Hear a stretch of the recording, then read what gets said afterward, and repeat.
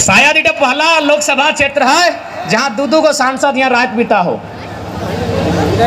और फिर भी इतना तकलीफ मुख्यमंत्री के बापे। निर्मल के क्या मार ले जाए उठा मैटर न खाए पिछू बाटे मारवे वाला क्या है।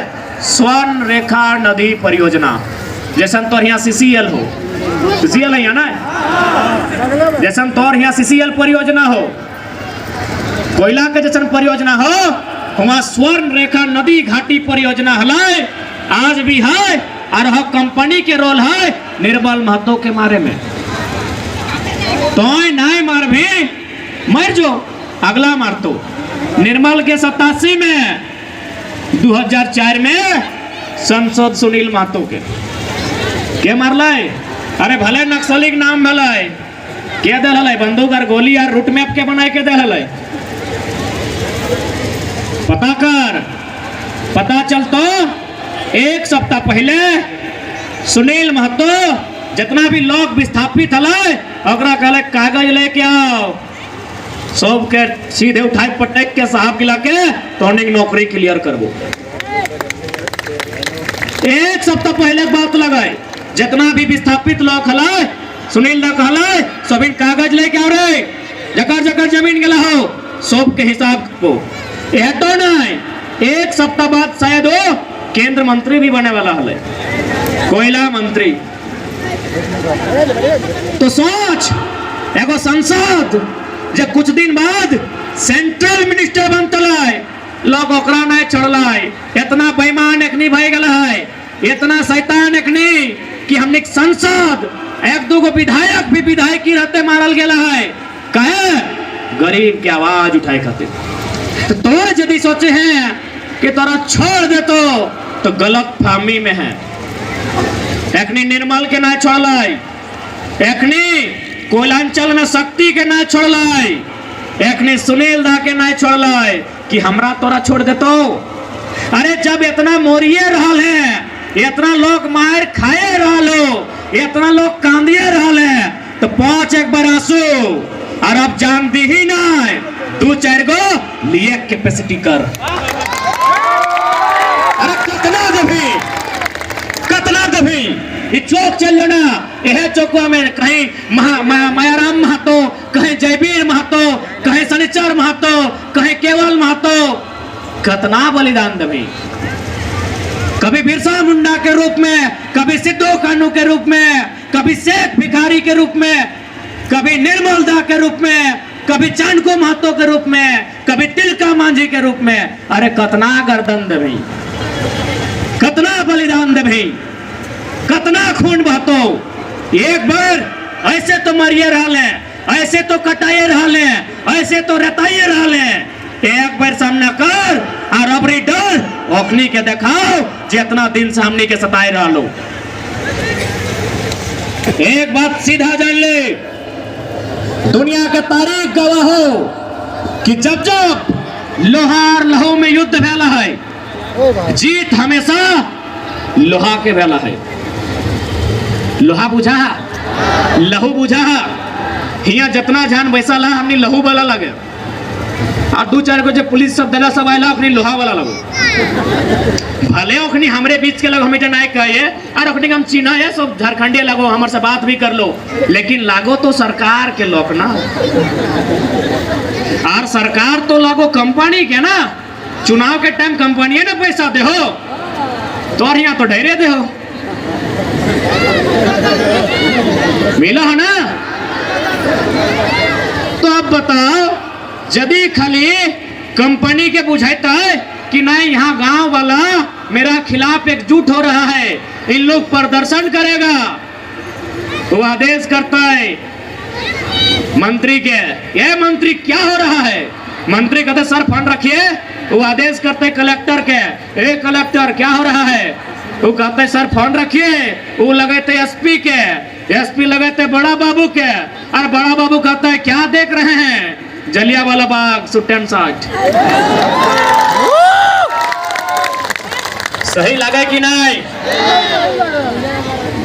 आज तोहनी के थोड़ा समझाए दे हो, यदि तोहनी के प्रशासन के देख के ऐसा फील भी हो कि हमार सुरक्षा खातिर हो तो गलत सोचे हैं। पहला कर्तव्य हो कि उद्योगपति के डिस्टर्ब ना होना चाहिए, दूसरा तो और सुरक्षा हो। कैसे से बताए दे।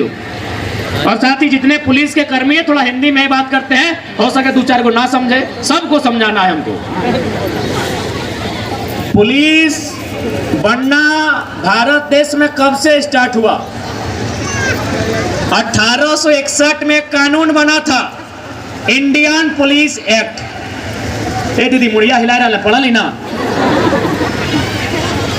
इंडियन पुलिस एक्ट 1861 में की निर्णय भेलै। सॉरी हिंदी में बात करना है ना, सबके बुझाए के लिखनी हो के बड़ा दरोगा बड़ा बाबू भी पीछे बड़ा सुने थे। तो 1861 में अंग्रेजों ने इंडियन पुलिस एक्ट नामक कानून बनाया।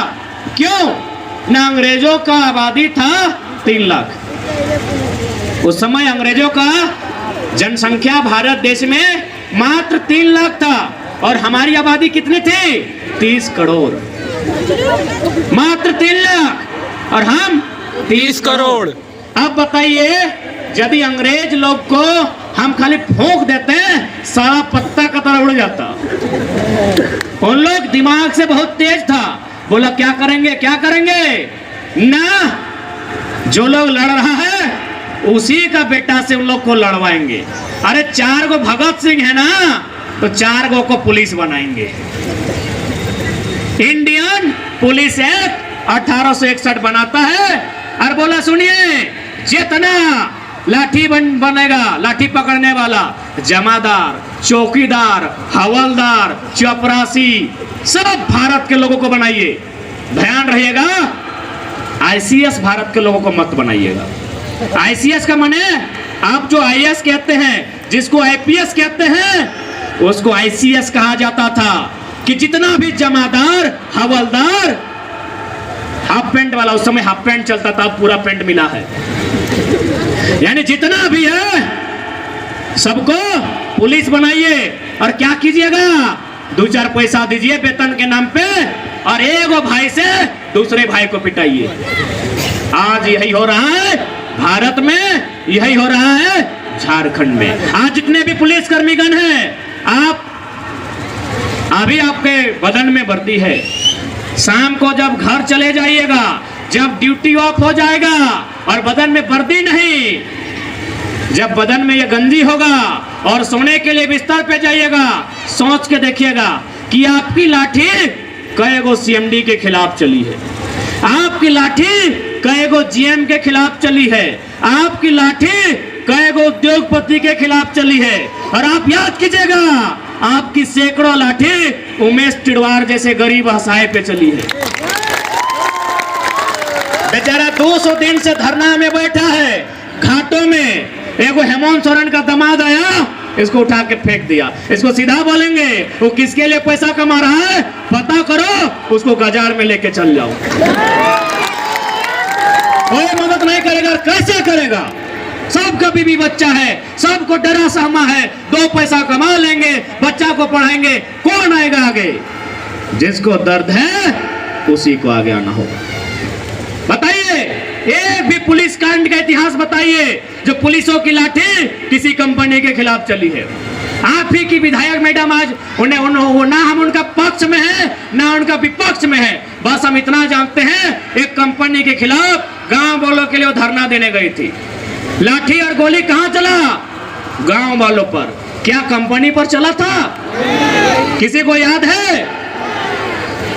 यानी इस बात को आज देश के एक एक पुलिस कर्मी को, एक एक सीआईएसएफ बीएसएफ के जवान को समझना होगा कि आपका प्रयोग यदि देश के भीतर हो रहा है, अगर बॉर्डर में हो रहा है तो सलाम है आपको, क्योंकि बॉर्डर में आतंकवाद, बॉर्डर में बाहर के लोग, कोई पड़ोसी देश आक्रमण ना करे। लेकिन यदि आपका प्रयोग देश में हो रहा है, देश के भीतर हो रहा है, याद रखिएगा, केवल और केवल किसानों को, मजदूरों को, कामगारों को दबाने के लिए, उनको पीटने के लिए हो रहा है।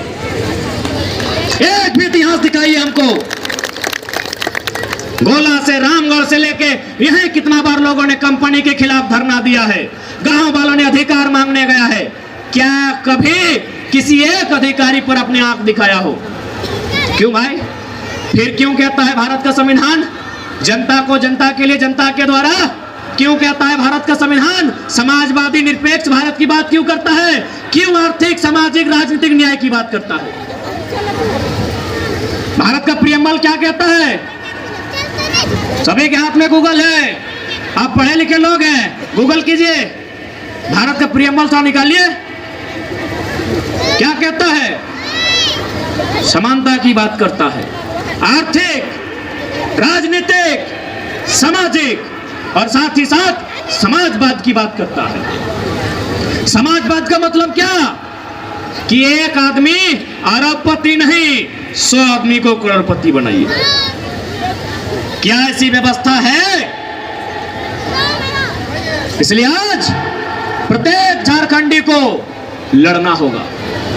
आज प्रत्येक झारखंडी को सामना करना होगा, क्योंकि हम साफ कह लियो कि जब जब लोहा और लहू में झगड़ा फैलाए, जब जब लोहा और लहू में युद्ध फैलाए, ए देव जीत कर फैला रही लहू के लोहा के लहू कैसे जीतता रही?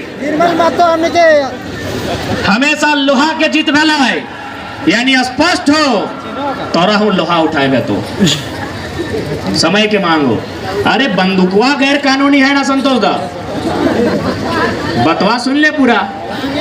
बंदूक उठाना ना गैर कानूनी है, बंदूक हथियार रखना ना गैर कानूनी है। हंसुआ भी लोहे का है, हम लोहा का बात की है, पूरा सुनिए ना। हंसुआ भी लोहा का है, टांगी बिहान सगवा कटा तो बैंठिनियो लोहे के लगो, सबलवा लोहे के लगो और गैतुओ लोहे के लगो। हम उठा के बात कर रहे हो। अब उठो गैर कानूनी लगा की तो उठा यदि गैर कानूनी लगाए तो मोदी के कह दिया के मोदी तो अपन पत्नी के छोड़ देने एक निखो छुटाना होगी। यदि उठा यदि बैठिनिया के गैर कानूनी कर देता है तो सब्जी बना के कैसे किए थे? तो पत्नी छूटता है कि नहीं? यार मोदी जी आपने छोड़ दिया अलग बात है, और रामगढ़ वालों को भी छोड़ाइएगा क्या? गजब बात है भाई।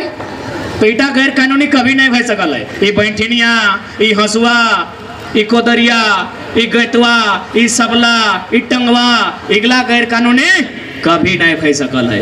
इगला जो घरे पजाए के राख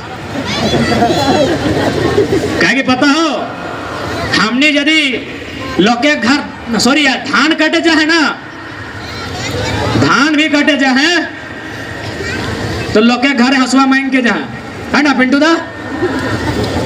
संतोष बाबू विराट धान काटने गया कि नहीं? नागवंशी दा तो बड़ी जात रहो। हमने धान भी काटे जहां तो लोग के घर हंसुआ मांग के घर में रख, काम है तो काम है तो ए नुनी मैया कभी घर रखता हूँ, उठा गैर कानूनी न खाई और पजाए के रखियो। कहा कि समय के मांग लगो। अब तो नहीं कहा कि बाबू तो एगो पढ़ल लिखल लड़का है।